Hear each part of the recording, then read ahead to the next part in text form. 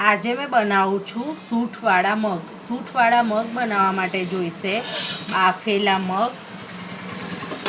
બાફીને મેં તૈયાર રાખ્યા છે ટાઈમ બચે એટલા માટે। બીજું કશું જ એડ નથી કર્યું, ખાલી ક્રશ કરી લીધા છે અને બાફી લીધા છે। હવે એમાં બધા મસાલા એડ કરીશું।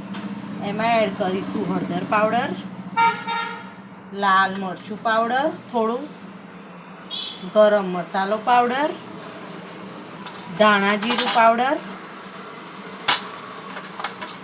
અને મીઠું જોઈતા પ્રમાણમાં।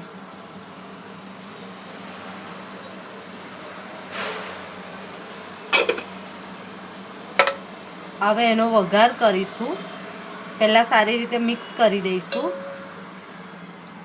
તમારે જેટલી થિકનેસ રાખવી હોય એટલી રાખી શકો છો। મને રાઈસ સાથે ખાવાના છે એટલે મેં આટલી થિકનેસ રાખી છે, પણ થોડા જાડા પાતળા તમે તમારા મુજબ પ્રમાણે કરી શકો છો। ઓકે, તો હવે તેલ મૂકી દીધું છે કઢાઈમાં વઘાર માટે। તો હવે આપણે વઘાર કરીશું। વઘાર માટે જોઈશે આખા સૂકા લાલ મરચાં,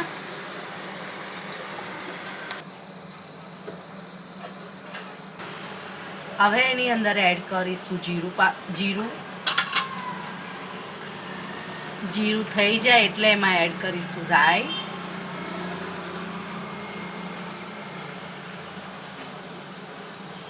હવે એડ કરીશું રાઈ।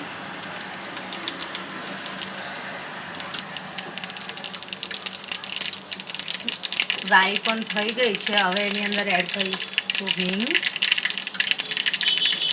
રાઈ ને જીરું થઈ ગયું છે, હવે એની અંદર એડ કરીશું વાટેલું લસણ અને મરચું।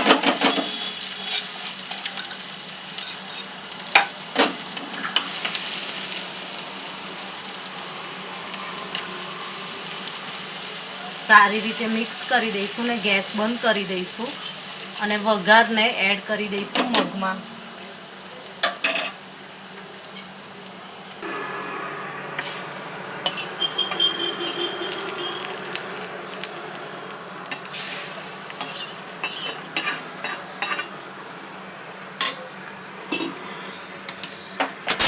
હવે ગેસને ચાલુ કરી દઈશું।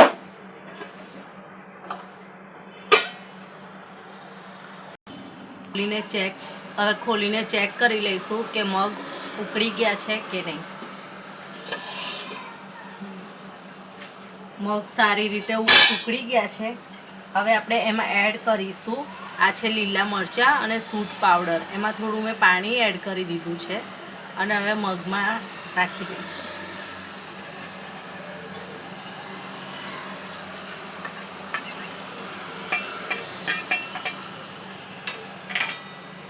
અને મિક્સ કરી દઈશું અને ગેસ બંધ કરી દઈશું અને સર્વિંગ બાઉલમાં લઈ લઈશું।